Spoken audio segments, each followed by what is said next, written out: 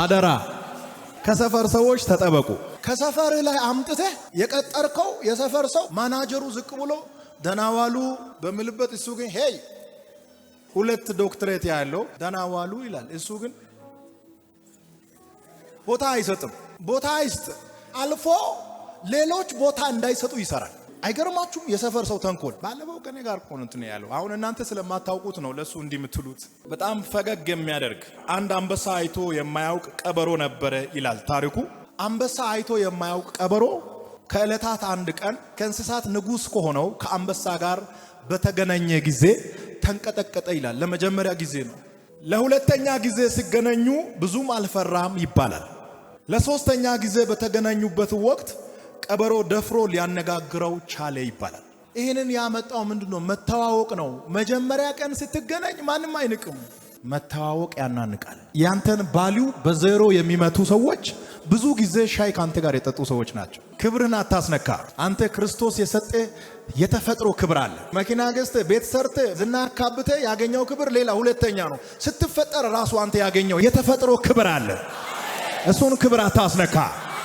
ይህንን መልእክት በጥንቃቄ መስማት ያስፈልጋል። መተዋወቅ ከተባለ የባልና ሚስት ይበልጣል።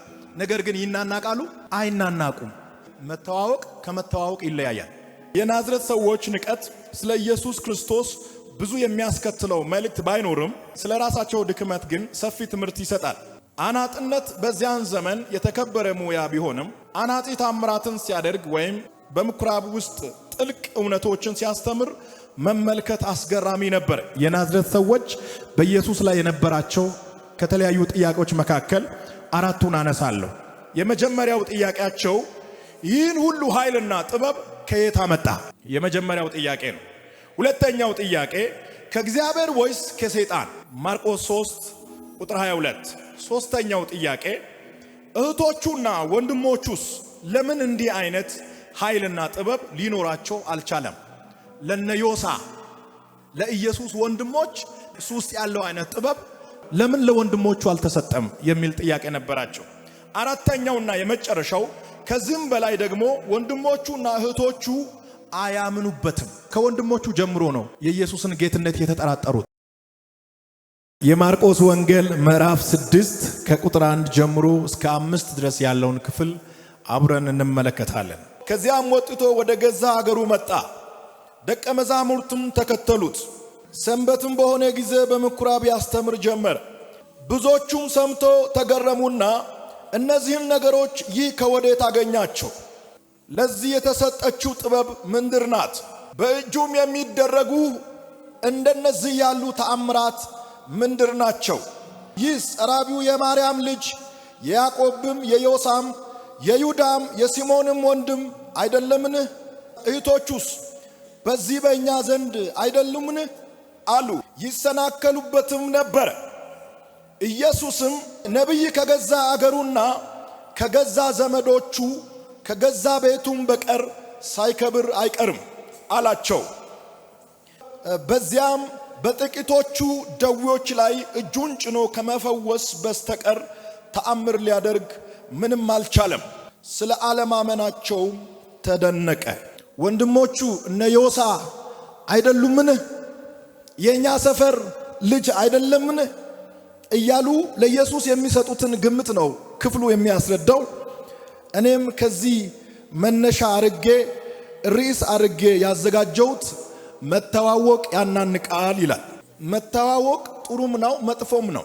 በደንብ ሳውን ስትቀርብ ከሰው ጋር አታችመንት ስትፈጥር ሰዎች ይንቃሉ፣ አውቀናል ብሎ ስለሚያስቡ። አንተ ጋር እኮ የተቀየረ ነገር የለም። የሚፈጥር ኃይል አለ፣ ፖቴንሻል አለ፣ በጣም ጉልበት አለ።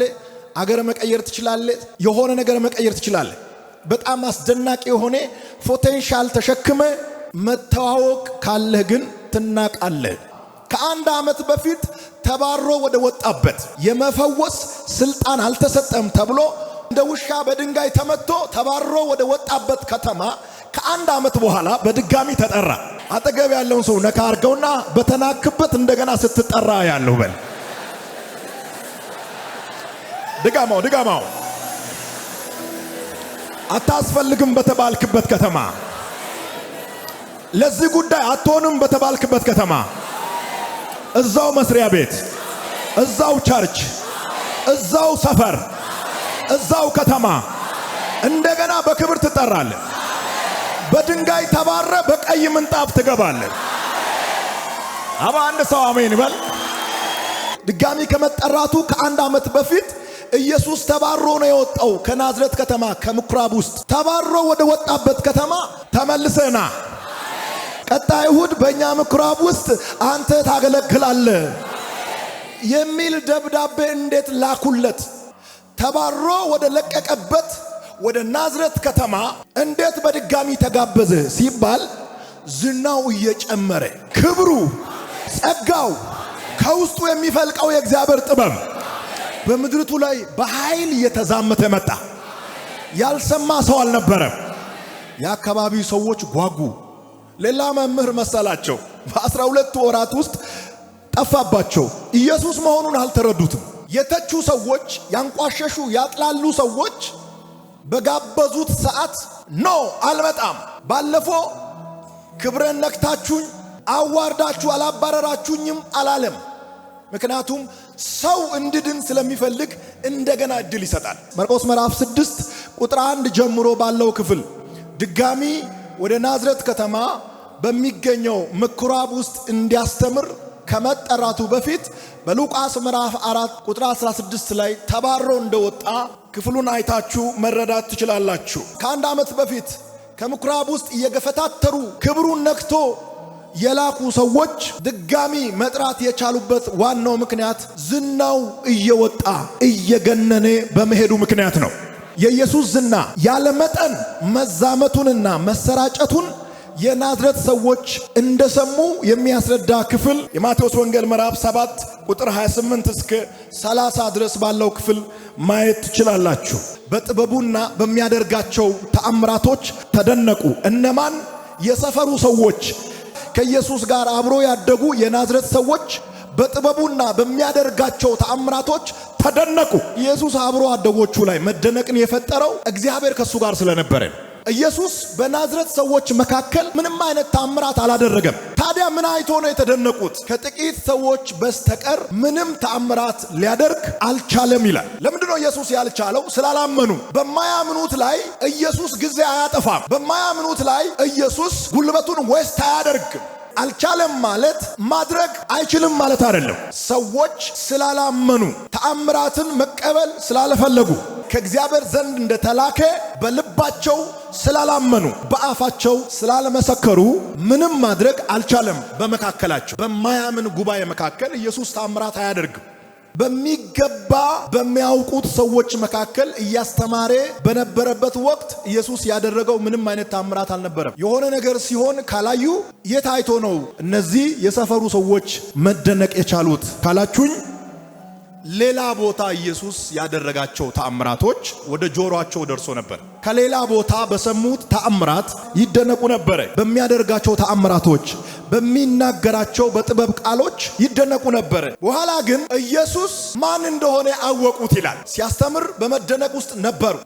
ቃል ሲናገር ከአፉ በሚወጣው በጥበብ ቃል ይደነቁ ነበር። በምልክቶችና በተአምራቶች ይደነቁ ነበር። የሆነ ቦታ ላይ ሲደርሱ ግን የዮሴፍ ቤተሰብ እንደሆነ፣ የዮሳ ወንድም እንደሆነ፣ 30 ዓመት ከነሱ ጋር የቆየ ወጣት እንደሆነ በተረዱ ጊዜ ቦታ ከለከሉት።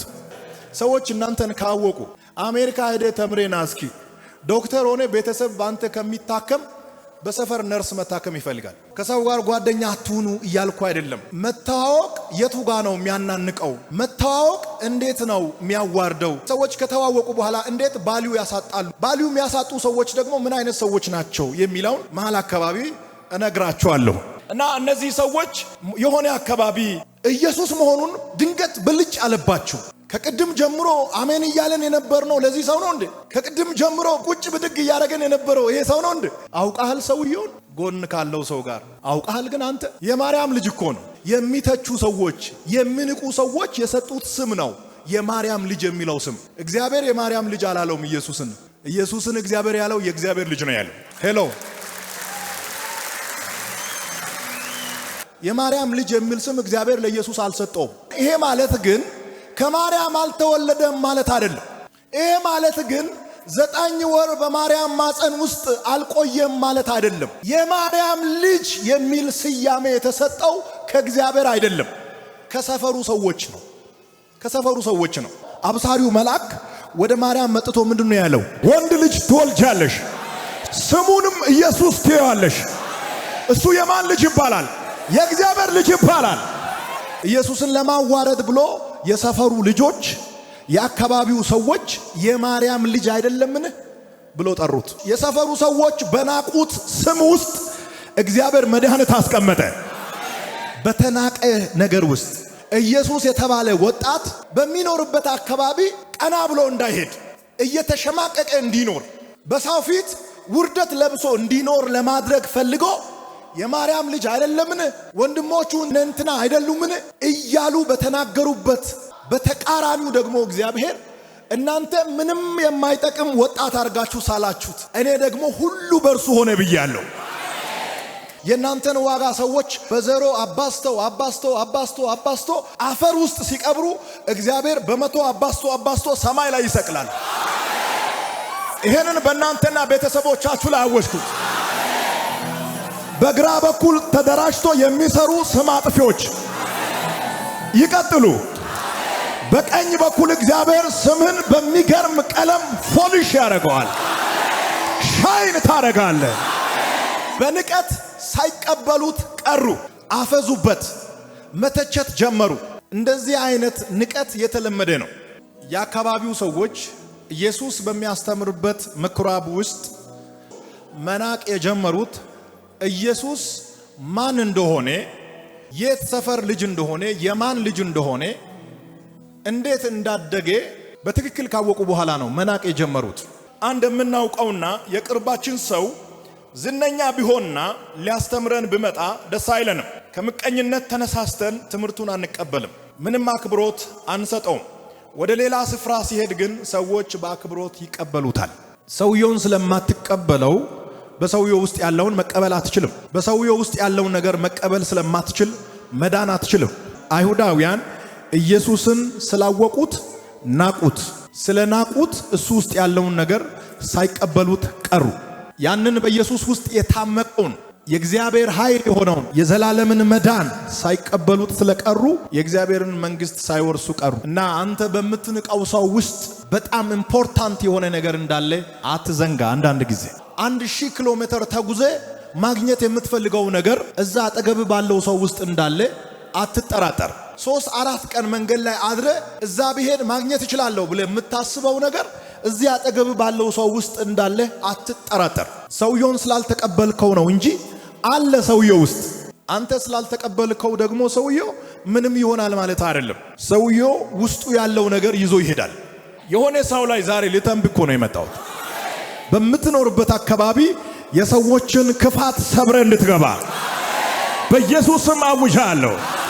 የጌታችን ዝና ከእርሱ ቀድሞ ስለተሰማ አሁንም በምኩራብ ውስጥ እንዲያስተምር ተፈቀደለት። ናዝሬት የገዛ አገሩ ስለነበረች የሚያስተምርም በሚገባ የሚያውቁት ሰዎች ነበር።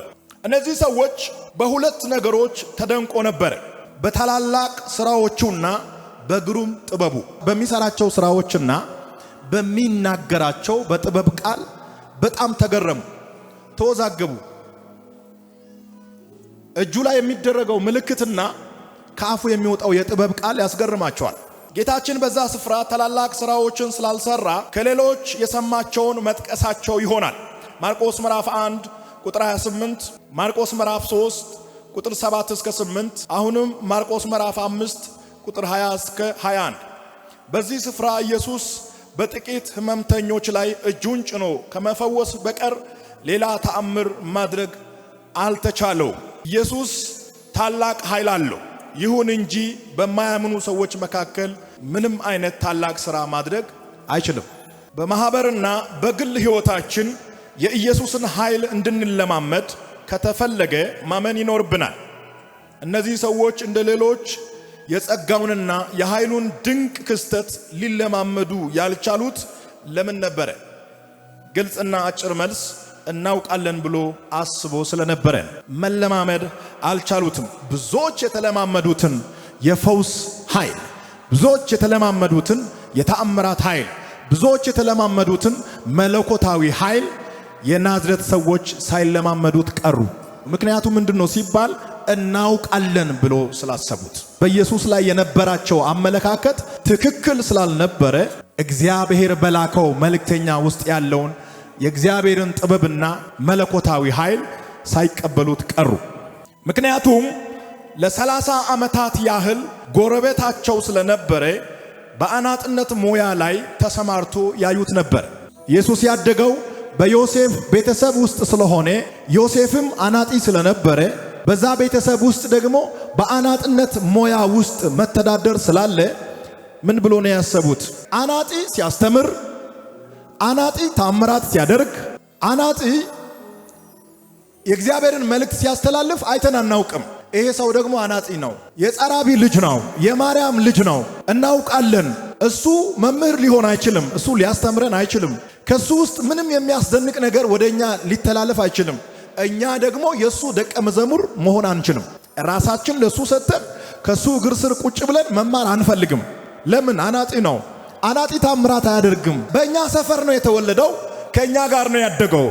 ከእኛ እንደ አንዱ ነው እንጂ እንደ አምላክ ልንቀበለው አንችልም አሉ።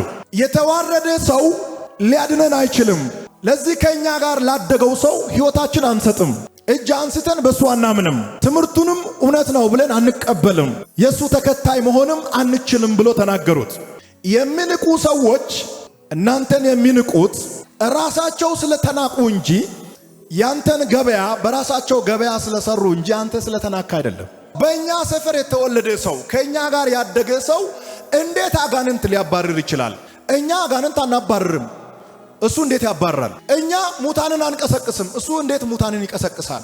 በእኛ እጅ ሽባ አይተረተርም፣ በሱ እጅ እንዴት ሽባ ይተረተራል?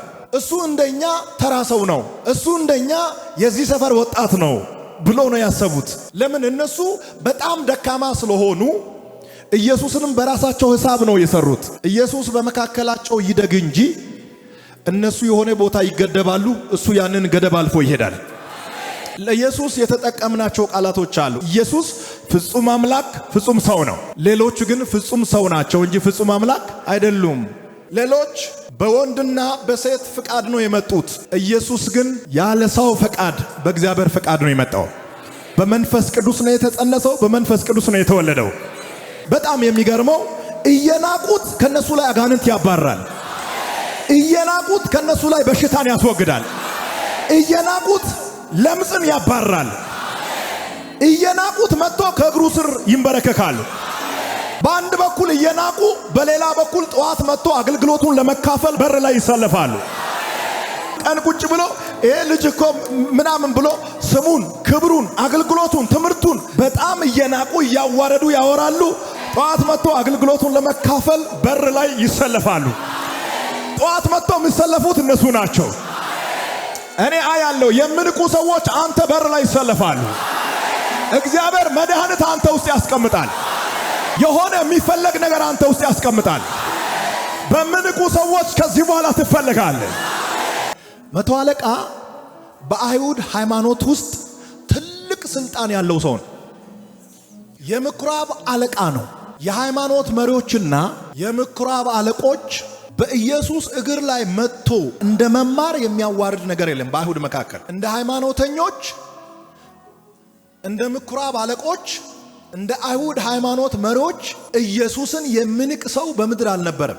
ከነሱ መካከል መቶ አለቃው መጥቶ ያውቃል እኮ ሲመጣ የሆነ ነገር ሉዝ እንደሚያደርግ፣ ጓደኞቹን እንደሚያጣ፣ በማህበረሰቡ መካከል እንደሚገለል ያውቃል።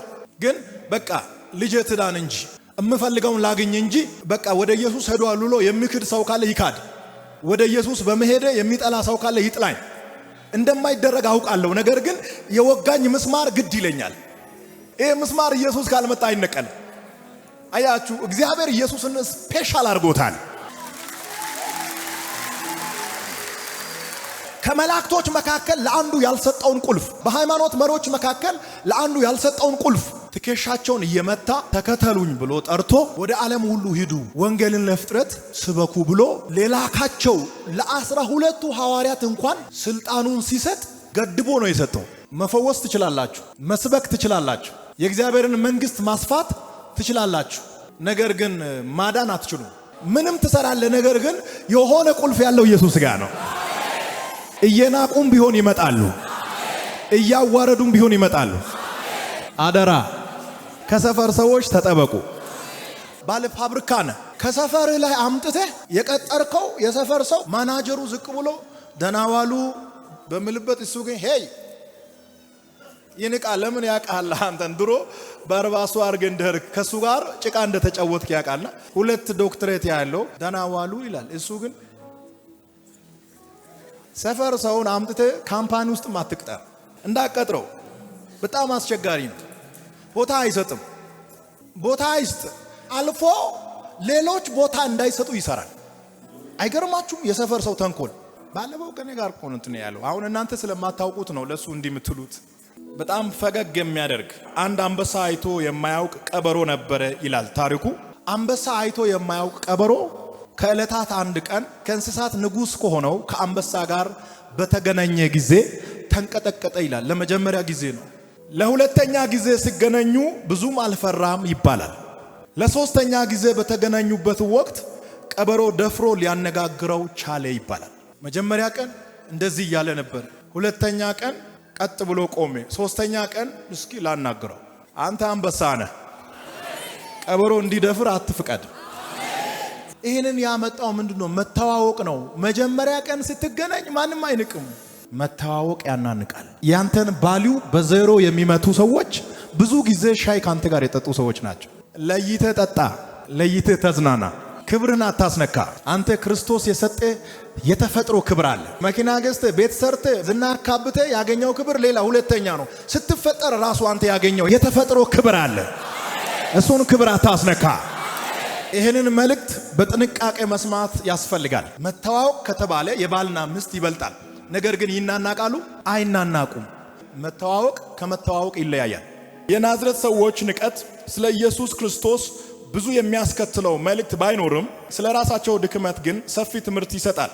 አናጥነት በዚያን ዘመን የተከበረ ሙያ ቢሆንም አናጢ ታምራትን ሲያደርግ ወይም በምኩራብ ውስጥ ጥልቅ እውነቶችን ሲያስተምር መመልከት አስገራሚ ነበር። የናዝሬት ሰዎች በኢየሱስ ላይ የነበራቸው ከተለያዩ ጥያቄዎች መካከል 4ቱን አነሳለሁ።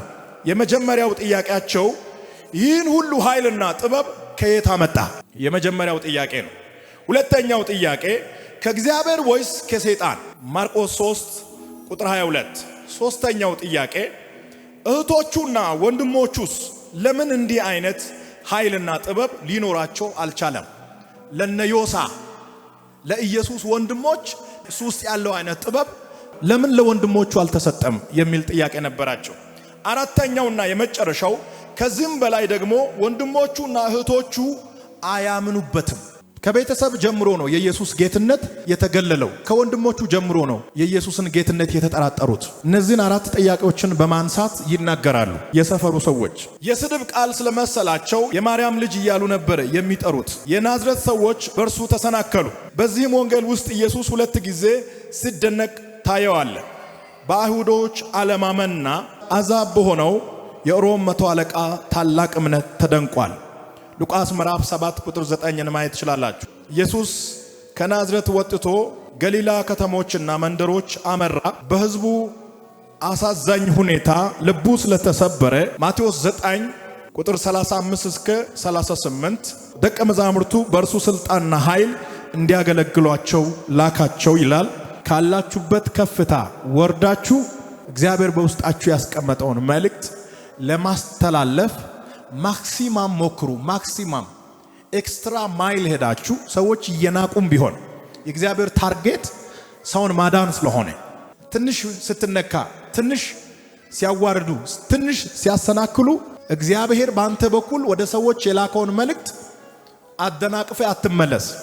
የነሱን ስድብ፣ የነሱን ማንቋሸሽ፣ የነሱን ክፋት አልፈ፣ የነሱን ታንኮል አልፈ እግዚአብሔር ባንተ በኩል በነሱ ላይ ሊሰራ የወደደውን ለማድረግ መልእክቱን ለማድረስ ማክሲማም ሞክር።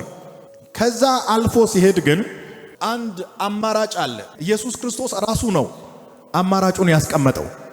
አገልጋዮችን አንዳንድ ጊዜ በተለይ እዚህ ውስጥ የምታገለግሉ አገልጋዮች ካላችሁ በተለያየ አገልግሎት ዘርፍ የምታገለግሉ አገልጋዮች ማቴዎስ ወንጌል 10 ቁጥር 23 ላይ የተናገረው ቃል አለ። በአንድ ከተማ ባይቀበሏችሁ፣ በአንድ ከተማ ቢቃወሟችሁ ወደ ሌላ ከተማ ሽሹ።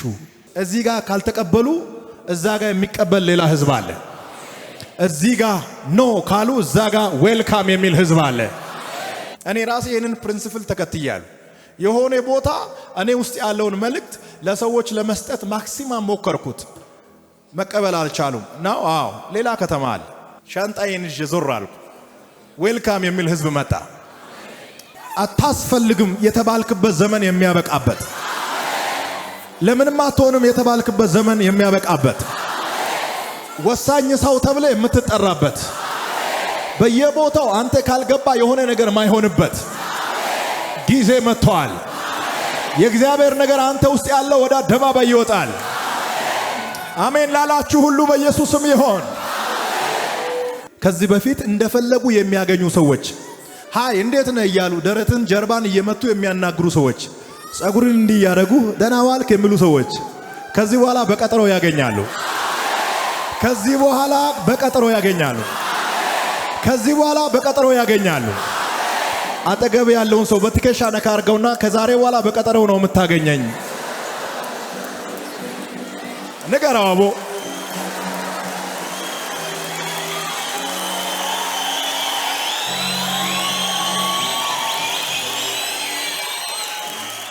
እንደዚህ በለው። ባታምንም እውነት ነው ታየዋለህ በለው።